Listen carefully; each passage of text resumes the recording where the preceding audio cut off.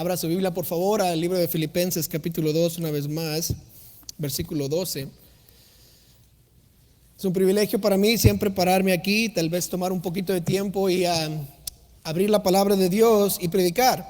La palabra de Dios está llena y repleta de cosas que podemos aprender, de cosas que nos ayudan a ser mejores cristianos, ser más como Cristo. Y podemos siempre abrirla y ver un poco de lo que la Biblia nos dice para esta semana, qué debemos hacer, cómo debemos comportarnos y más que todo, cómo podemos agradar a nuestro Señor Jesús y a nuestro Dios Padre que está en los cielos. Vamos a leer del versículo 12 hasta el versículo 15 de Filipenses 2. Y si ya tiene su lugar ahí en Filipenses 2, pongámonos de pie, por favor. Leamos estos capítulos. Yo lo voy a leer en voz alta, usted siga ahí con sus vistas.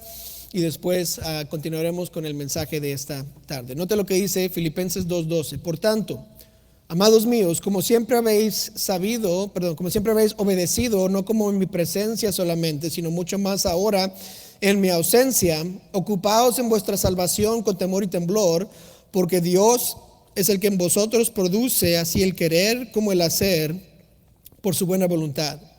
Haced todo sin murmuraciones y contiendas, para que seáis irreprensibles y sencillos, hijos de Dios, sin mancha, en medio de una generación maligna y perversa, en medio de la cual resplandecéis como luminares en el mundo. Esta tarde quisiera predicar un mensaje que le hemos titulado Resplandece en el mundo. Oremos. Señor, te pido que bendigas tu palabra que ha sido leída. Señor, bendice ahora la predicación de tu palabra.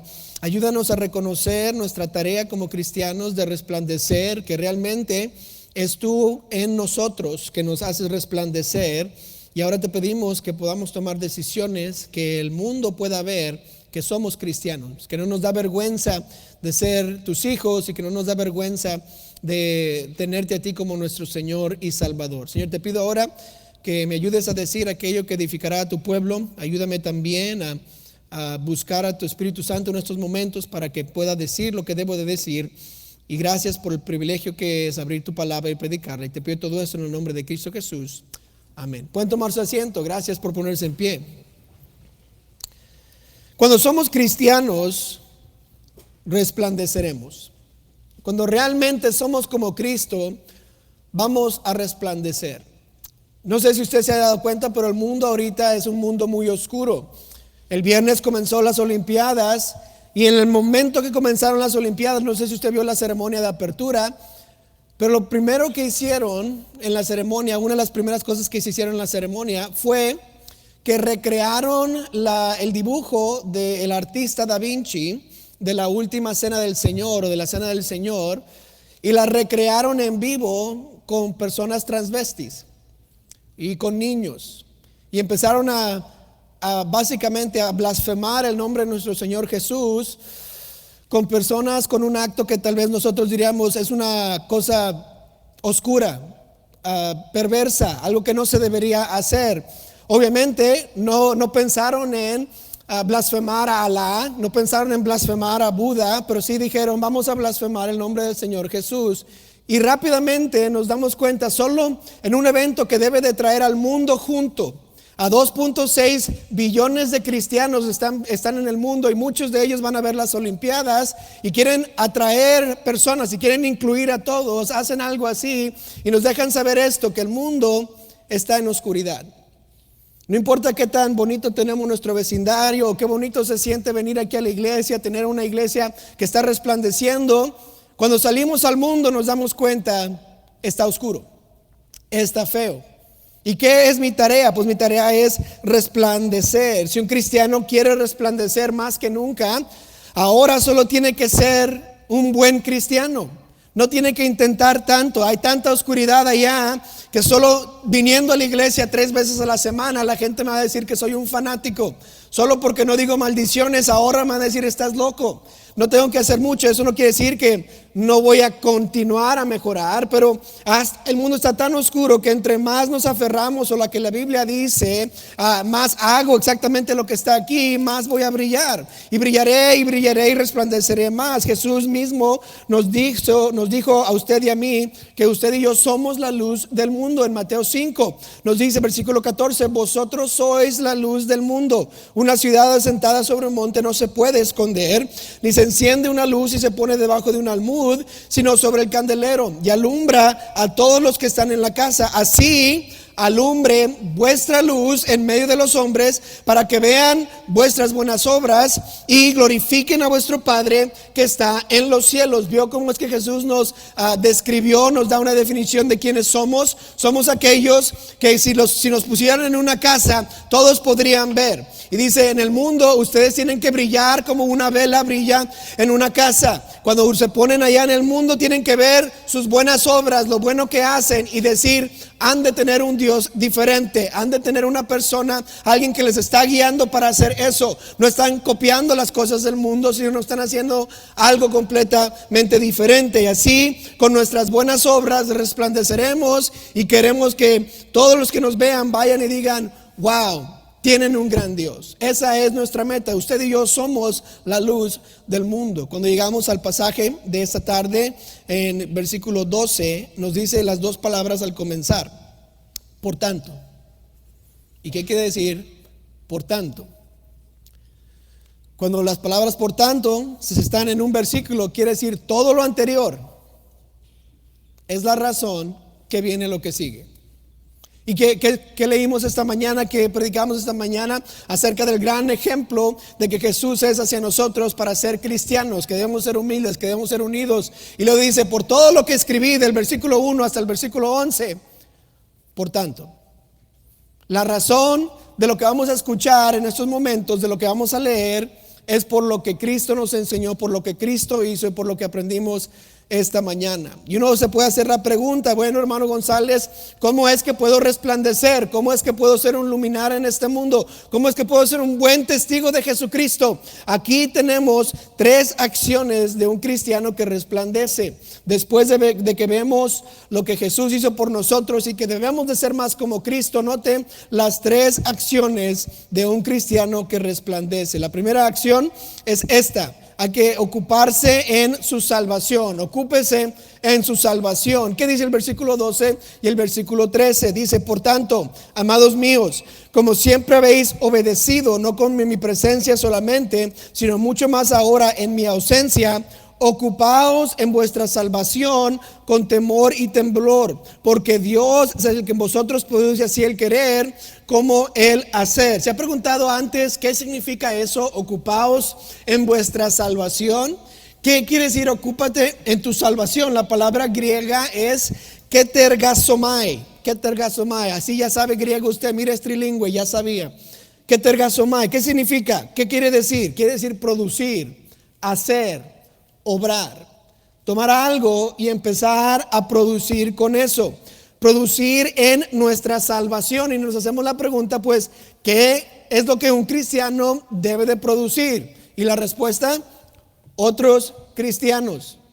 Un cristiano produce a otros cristianos. Ya que somos salvos, debemos estar bien ocupados produciendo a otros cristianos. ¿Cómo sabemos eso? Mateo 19 y 20. Por tanto, id y haced discípulos a todas las naciones, bautizándolos en el nombre del Padre, del Hijo y del Espíritu Santo, enseñándoles que guarden todas las cosas que os he mandado. Y aquí yo estoy con vosotros todos los días hasta el fin del mundo. Amén. Dios nos ha dado este mandato. Jesús mismo nos dijo, hay que ir a todo el mundo y hacer discípulos. En 2 Timoteo 2:2, que es nuestro lema del discipulado, es: lo que has oído de mí ante muchos testigos, esto encarga a hombres fieles que sean idóneos para enseñar también a otros. Usted y yo tenemos ese llamado a discipular a alguien, a encontrar a una persona que no es salva, para que ellos puedan ser salvos y después puedan ser buenos cristianos. Esa es mi tarea. En 1 Juan 2:2 nos dice, y Él es la propiciación para nuestros pecados,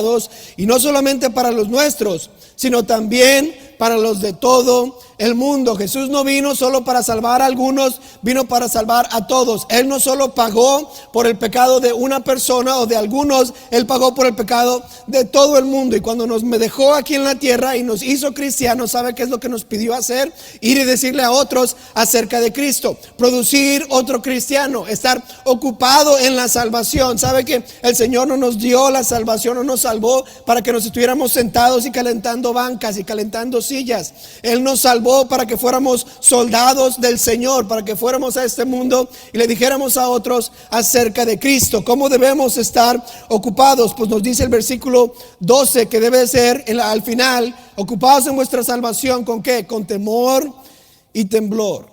Temor y temblor. Y uno se pregunta, ¿qué es eso? ¿Cómo es eso? Pues un día usted y yo vamos a darle cuentas al Señor por lo que hacemos aquí en la tierra, por lo que hicimos aquí en la tierra.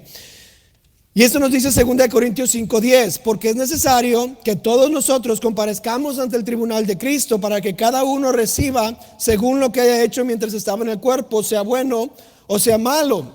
El ministerio de la reconciliación, y note esto, conociendo pues el temor del Señor, persuadimos a los hombres. ¿Qué nos está diciendo Pablo?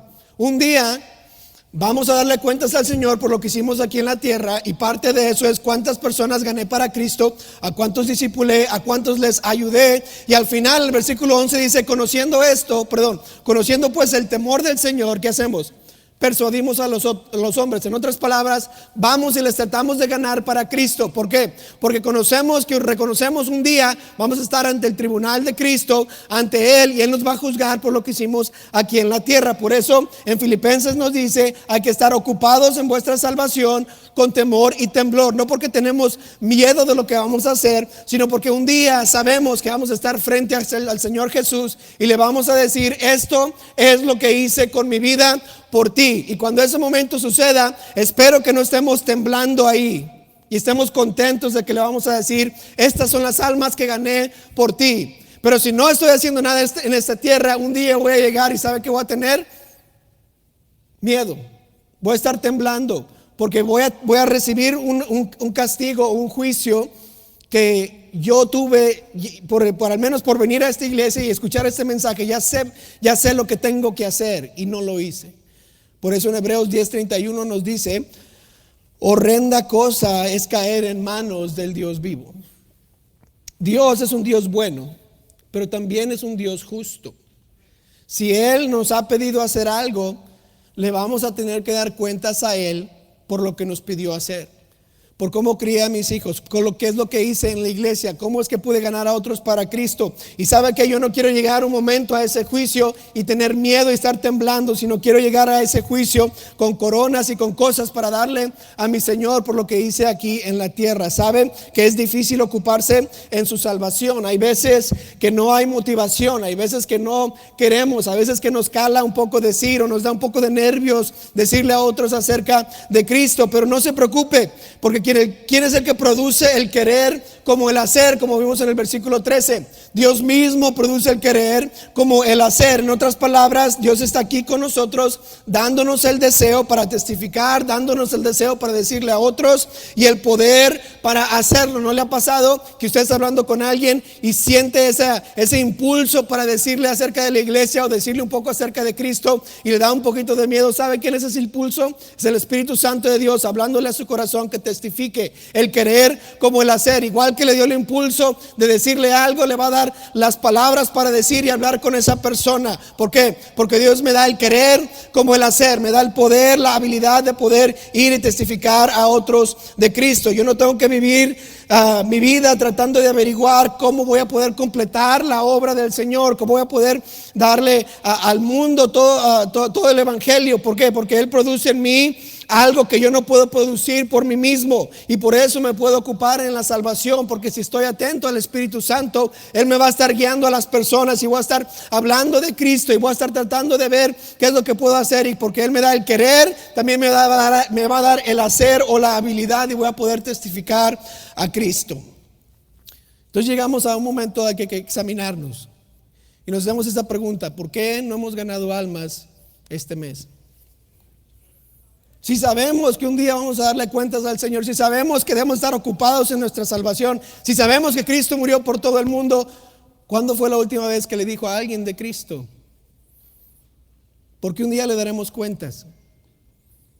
Todos nosotros estaremos un día diciéndole: Señor, esto es lo que hice con mi vida. Y a veces es difícil, sí, a veces no hay tiempo, sí. Pero ¿quién se va a poner a un lado lo que es mi tiempo libre o tal vez lo ocupado que estoy para decirle a una persona acerca de Cristo? ¿Cuántos de sus compañeros en el trabajo conocen que usted es cristiano y que les va a hablar acerca del evangelio? ¿Cuántos ahí en su familia saben que no lo deben de invitar a fiestas paganas porque usted le va a empezar a predicar el evangelio? ¿Cuántos de nuestros vecinos conocen de Cristo porque nosotros le hemos dicho: yo voy a la iglesia bautista de Lancaster, espero que me acompañe este domingo y aquí está mi número, cualquier cosa me llama? ¿Por qué? Porque todos nosotros deberíamos estar tratando de ganar almas, tratando de que otros vengan a Cristo, porque Él me dijo: ocúpate en tu salvación con temor y temblor. El Señor va a producir el querer como el hacer. ¿Cuántas semanas vamos a dejar pasar sin salir y decirle a otros acerca del evangelio? ¿Cuántos días vamos a dejar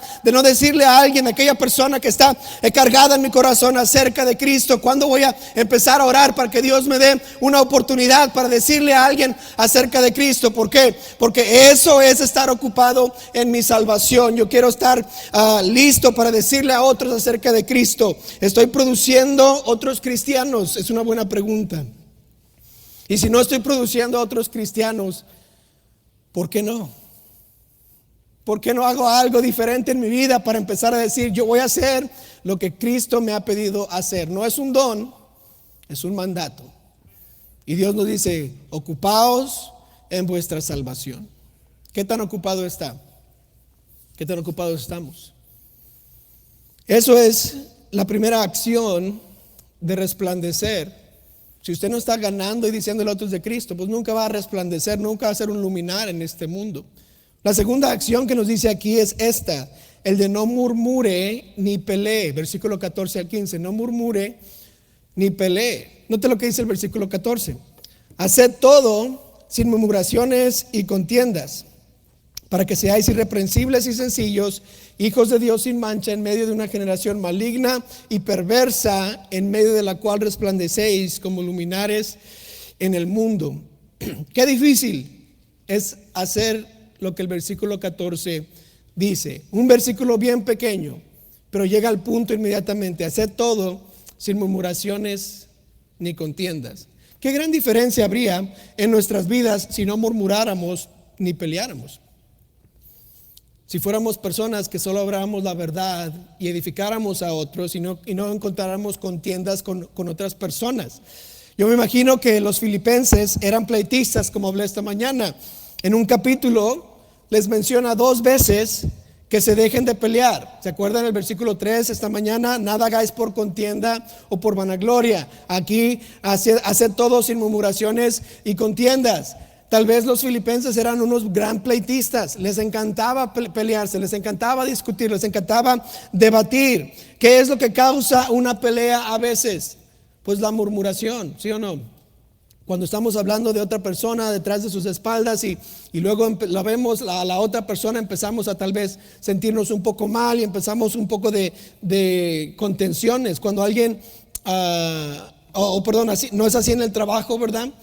Todo está bien, está haciendo lo que el jefe le dice y viene otro y le dice: no te imaginas lo que el jefe te pidió hacer eso. Ay, no, y empieza a hablar y empieza a murmurar y empezamos a cambiar la manera que nos sentimos de lo que se nos dijo por solo una murmuración y algo que no deberíamos estar haciendo.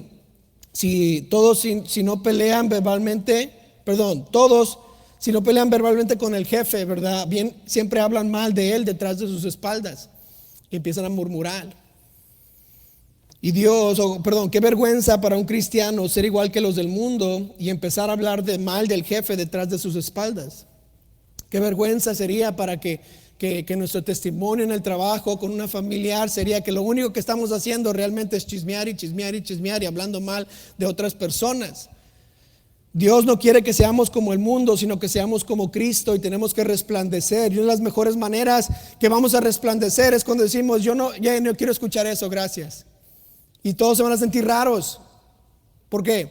Porque alguien paró la murmuración, alguien dejó de escuchar la basura que están tratando de decir. Yo no puedo encontrar en la Biblia ningún lugar en donde Dios permite la murmuración o el chisme.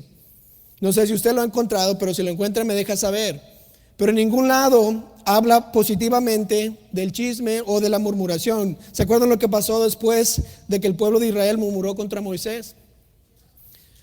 Cada vez están murmurando, y en Números 16 empieza una murmuración otra vez contra Moisés y contra Aarón, los que Dios había puesto ahí como los líderes del pueblo de Israel. Y dice que el día siguiente toda la congregación de los hijos de Israel murmuró contra Moisés y Aarón, diciendo: vosotros habéis dado muerte al pueblo de Jehová. Y aconteció que cuando se juntó la congregación contra Moisés y Aarón, miraron hacia el tabernáculo de reunión, y aquí la nube lo había cubierto, y apareció la gloria de Jehová. Y vinieron Moisés y Aarón delante del tabernáculo de reunión, y Jehová habló a Moisés diciendo, ¿qué le va a decir? Apartaos en medio de esta congregación, y los consumiré en un momento. Y ellos se postraron sobre sus rostros, hablando de Moisés y Aarón, que le dijeron al Señor: no los consumas, consúmenos a nosotros, no hagas eso, Señor. Y el Señor cambió su mente. Pero ¿qué quería hacer el Señor después de la murmuración? Consumirlos, destruirlos. ¿Por qué? Porque a Dios no le gusta la murmuración, no le gusta que estemos hablando mal de otras personas. Le tengo un reto como cristiano esta semana: que no hable mal de su jefe con ninguna persona. Y cuando se sienta que tengo que decir algo, quiero que ahora ore por él, en vez de decirle a otros lo malo que su jefe es. No, si usted es el jefe, yo le tengo un reto esta semana: no hable mal de sus empleados esta semana. Ore por ellos. No le ayuda a hablarle mal a otros de otro empleado, de su empleado. Si usted trabaja con compañeros del trabajo, ¿sabe qué? Le quiero dar un reto esta semana: no murmuren contra sus compañeros de trabajo. ¿Por qué? Porque quiero resplandecer, porque quiero ser diferente, porque quiero que las personas reconozcan que no es como nosotros, él ha de tener algo diferente. ¿Qué es? Y quiero que me pregunten: ¿por qué actúas diferente? Imagínense el tipo de testimonio que tendríamos en nuestros trabajos, con nuestras familias, si es que no murmuráramos. ¿Qué nos dirían las personas? ¿Qué dirían? Le puedo decir todo a este cuate porque no le va a decir a nadie, él me va a apoyar, él no está divulgando cosas que son falsas. ¿Cómo se sentiría su hogar si no hubiera murmuraciones ni peleas en su casa esta semana? Esposos, no le vayan a decir a otros hombres que tan mala es su mujer. Hermanas, no le digan a sus amigas que tan malo es su esposo. ¿Por qué? Es murmuración. Hijos, no vayan con sus amigos y les digan: mi papá y mi mamá que no sé qué. ¿Por qué? Porque estamos murmurando, y eso no le agrada al Señor. Y si quieres resplandecer, si quieres ser popular, si quieres ser diferente, vas a tener que dejar las murmuraciones y los pleitos para que podamos resplandecer. El murmurar y ser bien pleitistas nos mancha. Y Dios dice que debemos de ser sin mancha, hijos de Dios sin mancha en medio de una generación maligna y perversa. Si quiere resplandecer, no puede murmurar. Imagínense lo que pasaría en nuestra iglesia si en una semana ninguno de nosotros murmuráramos de alguien más. ¿Cómo llegaríamos aquí a la iglesia? Oiga, llegaríamos listos para servir, adorar y dar nuestras vidas por el Señor y usar nuestros talentos por el Señor. ¿Por qué? Porque estamos resplandeciendo toda la semana, porque estamos dándole a Dios la honra y la gloria toda la semana, y no venimos con manchas, sino venimos resplandeciendo a adorarle a Él. Eso es lo que la segunda acción que dice: si usted quiere resplandecer, pues no puede murmurar, no puede pelear. ¿Y cuál es la tercera? Note, versículo 16 nos da la tercera.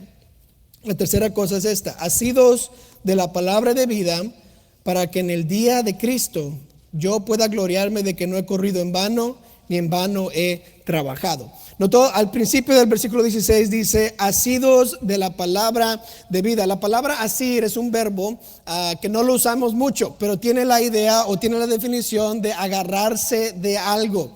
De esta palabra también se usa en este pasaje de Filipenses 3:12.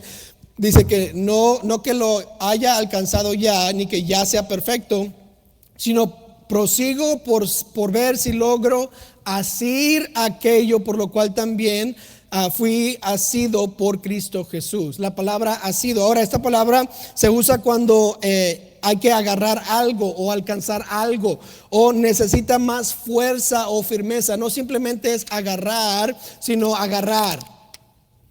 agarrar firmemente. Por eso no usa la palabra agarrar, sino usa la palabra asir. En otras palabras, es como agarrarse en esteroides, fuertemente. Quiero estar firme. Cuando dice la palabra de vida, ¿qué quiere decir? Está en una referencia a Jesús y sus enseñanzas. En Juan 6:68 le dijo Simón Pedro, le respondió Simón Pedro: Señor, ¿a quién iremos? Tú tienes palabras ¿de qué? Palabras de vida eterna. O sea, quiere que nos mantengamos firmes en las doctrinas que se nos han encomendado, aquellas creencias que nosotros tenemos de la Biblia, lo que Jesús dijo, las enseñanzas que están ahí. Tenemos que estar agarrados, afirmados, asidos de la palabra de vida. En Judas 3 nos dice: amados, por la gran solicitud que tenía de escribiros acerca de nuestra común salvación, me ha sido necesario escribiros exhortándoos que contendáis ardientemente por la fe que ha sido dada una vez dada a los santos. ¿Qué quiere decir al final? Quiere decir que la fe o las creencias o la doctrina, el cuerpo de doctrina que se nos ha dado, se nos dio una vez y se ha pasado por generación en generación. Esa es la palabra de vida. Quiero estar firme en mi fe, firme en lo que se me ha aprendido, lo que se me ha enseñado. Uno no puede brillar si constantemente está cambiando lo que cree. Si cada vez que hablo con aquel inconverso le digo: esta semana sí creo que uno puede perder la salvación. No, ¿sabes qué? Esta semana yo no creo que se puede perder la... ¿sabes qué? Uno no puede estar seguro de su salvación. ¿Sabes qué? Sí se puede. Esta semana yo creo en el calvinismo. Esta semana no creo, yo soy arminio. Y empezamos a fluctuar en lo que creemos. No podemos brillar. Todos nos van a decir: estás confundido, ni siquiera sabes lo que crees. ¿Cómo puedes resplandecer? Y no tenemos que estar averiguando qué es lo que la Biblia dice. Cuando la leemos todos los días, cuando la escuchamos predicada, cuando Dios habla a nuestros corazones, sabemos lo que se nos ha dado y podemos firmemente estar agarrados de la palabra de vida. Tengo yo que estar firme en lo que se me ha enseñado. Si yo sigo cambiando lo que creo, nadie va a querer seguirme. No va a poder ganar a nadie para Cristo, porque van a decir: este ni siquiera sabe lo que la Biblia dice. ¿Qué es lo que la Biblia dice acerca de este asunto o el otro asunto? Yo debo de saber. Y si no sabe por qué cree lo que cree, ¿sabe qué tiene que hacer? Tiene que averiguar lo que dice la Biblia y creer lo que dice la Biblia. ¿Por qué? Porque yo quiero brillar. En 1 Pedro 3:15 nos dice: santificad a Dios, al Señor, en vuestros corazones, y estad siempre preparados para presentar defensa con mansedumbre y reverencia ante todo el que os demande razón de la esperanza que hay en vosotros. Usted y yo hemos sido encomendados por Dios para saber por qué creemos lo que creemos, y cuando alguien nos pregunta, debemos de decirle qué es lo que la Biblia dice acerca de cierto tema, de por qué creo lo que creo. ¿Para qué? Para resplandecer, para que el mundo pueda ver mi vida y glorificar a Dios Padre por las obras que estoy haciendo. Esa es la meta, no simplemente para que digan: sabe mucho, el santito, el aleluya. No, para que digan: qué buen Dios tienes, qué gran Dios tienes. Yo quiero tener una relación con ese Dios. Esa es la meta del resplandecer. No es para que me vean a mí, sino para que vean a aquel que me dio la luz para resplandecer. Hermano, hermana, no fluctúe en su fe, tiene que seguir firme. No puede estar dudando qué Biblia usamos, o no puede estar dudando qué es lo que creemos, o no puede estar dudando si es salvo o no es salvo. No puede estar dudando si podemos hacer esto, no podemos hacer ello. Usted busque en la Biblia exactamente lo que dice y diga: esto es lo que creo, aquí me mantengo firme, nadie me va a mover. Esta es mi roca, esta es mi esperanza, esto es lo que creo, lo que la Biblia dice es lo que yo creo, y lo que yo creo es lo que voy a hacer. Cuando una persona decide estar firme, va a ser rara, todos lo van a ver un poco raro, pero ¿sabe por qué? Porque va a estar resplandeciendo, porque va a estar brillando para el Señor. Y si nosotros tomamos tiempo para estar ocupados en nuestra fe y decirle a otros de Cristo, si tomamos tiempo para no murmurar ni pelear con los demás, sino solo ir y buscar a otros para Cristo, y empezamos a resplandecer y asirnos de nuestra fe, de la palabra de vida, y realmente creer lo que la Biblia dice, ¿cuál es el resultado que va a venir? El resultado va a ser brillar. Vamos a estar ardiendo por el Señor. La gente va a decir: no sé lo que te dieron en esa iglesia, no sé qué tipo de Kool-Aid tomaste, pero yo quiero un poquito de eso, porque al menos sabes a dónde vas, al menos tienes esa esperanza de que un día vas a ver al Señor. Enséñame lo que la Biblia dice. Y cuando tenemos ese testimonio y resplandecemos, ¿qué sucede? Podemos ganar a otros para Cristo y el reino de Dios empieza a crecer y podemos decir: Señor, mira los que traje conmigo, aquí están, por favor, es mi regalo para ti. Yo hice esto por ti, no por mí mismo. ¿No quisiera usted llegar al momento del juicio y decir: Señor, esto es lo que yo hice por ti? Un día lo vamos a ver. ¿Y sabe qué quiero hacer entre hoy y ese día? Resplandecer. ¿Qué tal usted? ¿Quisiera usted resplandecer y vivir esta vida para que la gente lo vea y diga: ¿quién es tu Dios? Yo sí.